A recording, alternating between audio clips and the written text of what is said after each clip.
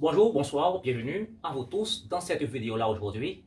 Je vais vous apprendre à comprendre mieux ce que c'est l'électricité statique, communément appelée l'électrostatique. Je vais voir surtout la loi de Coulomb, force d'interaction entre deux charges. Encore une fois, si vous êtes nouveau, je vous invite à vous abonner, à liker et puis à partager pour tout le monde. À remarquer ici, nous avons trois charges respectivement placées en des points qu'on appelle des charges ponctuelles, 5, moins 2, 3 et sont en microcoulomb.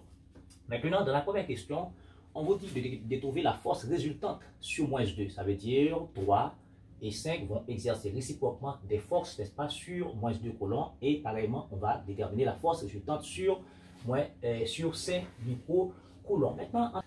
Maintenant, en termes de rappel, supposons qu'on a deux charges, Q1, d'accord, Q2, et placées respectivement des points A et des points B. On les appelle des charges ponctuelles.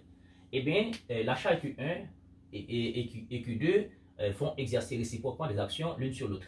Eh bien, si ces deux charges sont positives, sont de même nature, positive, positive, négative, négative, donc il va y avoir répulsion. Si ces deux charges sont de signe contraire, il va y avoir attraction.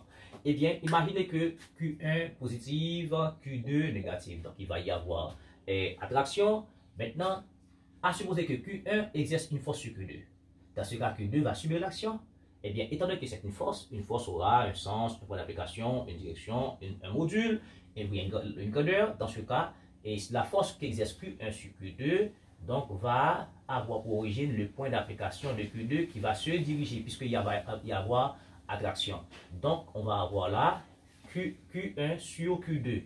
Donc, c'est 2, 1. D'accord? C'est 1 qui va exercer sur 2. Tout comme maintenant, 2 peut exercer sur Q1. Dans ce cas, il va avoir une attraction. Cette force va se diriger vers Q2 parce que c'est Q1 maintenant qui subit l'action. Cette force-là, c'est 1, 2. D'accord? C'est 2 qui va exercer une force sur 1. Et ces deux forces-là, vous êtes d'accord que F1,2 égale à F2,1 en module. D'accord? Ou bien, vectoriellement, F2,1 égale à moins F2,1. Et dans les deux cas, selon Coulomb, on va avoir cette force que je peux appeler tout simplement, c'est soit F1 par exemple, c'est K et Q1, Q2 en valeur absolue sur la distance qui les sépare au carré et K, vous savez, c'est 1 sur Kpi epsilon 0. Après calcul, on sait que ça donne 9 par 10 puissance 9. Ça, c'est la valeur de K. Donc, c'est ça qu'on va utiliser rapidement pour faire ce. Maintenant, en question A, on veut, d'accord, la force résultante, d'accord, sur moins 2 microcoulombs. Eh bien, qu'est-ce qu'on sait là? Maintenant, moins 2 va subir l'action réciproque de 3 et 5. Maintenant, supposons que ça c'est 5, cette charge en A, en B, en C. Et bien dans ce cas, qu'est-ce qu'on va dire? Supposons que c'est toi qui va exercer une force sur moins 2. D'accord? Donc moins 2 va subir l'action de 3. Étant donné que ces deux charges sont de signe contraire, il va y avoir attraction. Mais cette force va avoir pour point d'application la charge qui subit l'action qui est 2. Donc cette force va se diriger vers, d'accord, vers 3. D'accord, vers 3. Et maintenant, je vais appeler ça F. F, parce que c'est C, d'accord, en c'est C qui va exercer l'action sur le point B ici. Donc, c'est la force. Bon, comme vous voulez, et si vous voulez, vous avez des difficultés, je peux appeler ça un F1. D'accord, un F1, pour plus facile. Et de même, maintenant, 5 va exercer une force sur moins 2. D'accord, maintenant, et cette force-là va avoir pour l'application, n'est-ce pas, la charge qui suit l'action étant du signe contraire, il va avoir attraction. Donc, cette force-là, maintenant, va se diriger, je dirais, vers 5 microcoulombs. Voilà, vers 5 microcoulombs dans ce sens-là. J'appelle ça F2, d'accord, pour être plus facile. D'accord, j'appelle ça F2. OK, j'appelle ça ici F2. Et bien maintenant, vous remarquez que ces deux forces-là ont même point d'application et du sens contraire. Donc, la résultante serait une différence. Donc, dans ce cas, cette force, d'accord, sur la force résultante, d'accord, la force résultante ici sur, maintenant c'est un vecteur quand même. Maintenant, ce qu'il faut remarquer ici, on a un petit repère, voici donc l'origine du repère. Quand on fait cette action-là, donc l'origine du repère va être déplacé, d'accord, en 2.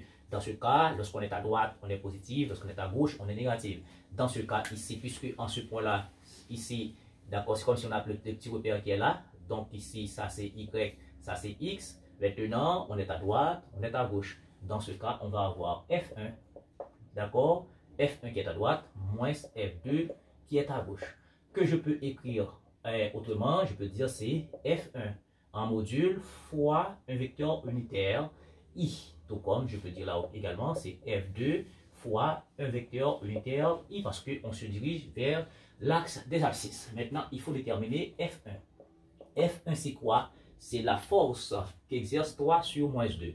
Donc, ce sera un K fois, d'accord, K fois, K c'est combien? C'est 9 par 10 puissance 9 par valeur absolue de ces deux charges-là, en produit 3 par 10 puissance moins 6. Et puis ici, c'est moins 2 par 10 puissance moins 6. Et ceci sur la distance au carré, la distance qui sépare ces deux charges-là. Ici, c'est 4 cm. 4 cm, c'est 4 par 10 puissance moins 2 mètres que je mets au carré. Et tout ceci-là nous donne en 1. Maintenant, pour calcul, rapidement, F1 égale, et la valeur absolue fait disparaître le moins, 2 fois 3, 6, et 6 fois 9, 56. Il y a ici 4 au carré, et 4 au carré. Maintenant, 56 divisé par 16, ça va faire 3,5. 3,5 ici. Et là, rapidement, on a 10 puissance moins 4 qui va monter. Donc, avec 10 puissance 9, ça fait 10 puissance 13. Et puis, moins 6, ça fait moins 12. 10 puissance 13 par 10 puissance moins 12, ça fait 10 puissance 1. Donc, par 10 puissance 1. Donc, ce qui nous donne, F1 va nous donner 35 newtons. Ok, et bien, de même, F2, d'accord, ici, et c'est la force de traction qui exerce 5 sur moins 2. Donc, ça va faire 9 par 10 puissance 9. Ok, valeur absolue de 5 microcoulombs, 5 par 10 puissance moins 6 par moins 2 par 10 puissance moins 6. Et le tout sur la distance, d'accord, au carré. La distance qui sépare ces deux charges, c'est 2 cm que je mets en mètres, 2 par 10 puissance moins 2 mètres, et je mets au carré. Donc F2 pour les calculs, 5 fois 2 ça fait 10, 10 fois 9 90, ici il y a 2, ça fait au carré ça fait 4, donc 90 divisé par 4 ça fait 22,5, et ici pareillement on va avoir 10 puissance 1, ce qui nous donne F2 égale à 225 newtons. Ok, maintenant je trouve F2 et puis je reviens ici pour trouver la force résultante. Donc la force résultante ici, d'abord c'est F1. F1 c'est 35 et 35I moins, d'accord, F2 225I en newton, bien entendu. Donc F résultante, je prends ça en module. Donc ici ça va me donner, bien entendu, d'abord ça va me donner moins 190 I newton. Et quand je prends le module, bon voilà, et si on n'a qu'un vecteur unitaire ici, bon ça va faire 1. Donc en module sans flèche, ça fait 190 newtons. Voici donc la valeur de la force résultante, d'accord, résultante qu'exerce respectivement 3 et 5 sur moins 2. Maintenant, on veut la force résultante sur 5 microcoulombs. Eh bien, voici les deux charges ici vont exercer une force, des forces sur 5 microcoulombs. Eh bien, d'abord, ici, qu'est-ce qu'on va? On va construire d'abord. On va construire. Maintenant, supposons que maintenant, c'est moins 2 qui va exercer sur 5 microcoulombs. Étant donné que ces deux forces, ces deux charges sont des signes contraires, il va y avoir attraction. Dans ce cas, la force qui exerce, d'accord, est moins 2 sur 5. Et c'est une force attractive qui va se diriger vers 2 et qui ayant pour d'application le point de la charge qui subit l'action. Donc je fais ça comme ça, légèrement, et que je vais appeler ça en F2'. Ok, F2'. Ok, et réciproquement 3 va exercer une force sur 5. Étant donné que ces deux charges sont du même signe, il va y avoir répulsion. D'accord, répulsion ici. Donc j'appelle ça F3 par exemple. F3. Et la force résultante ici, d'accord, je dirais, et 5 microcoulombs.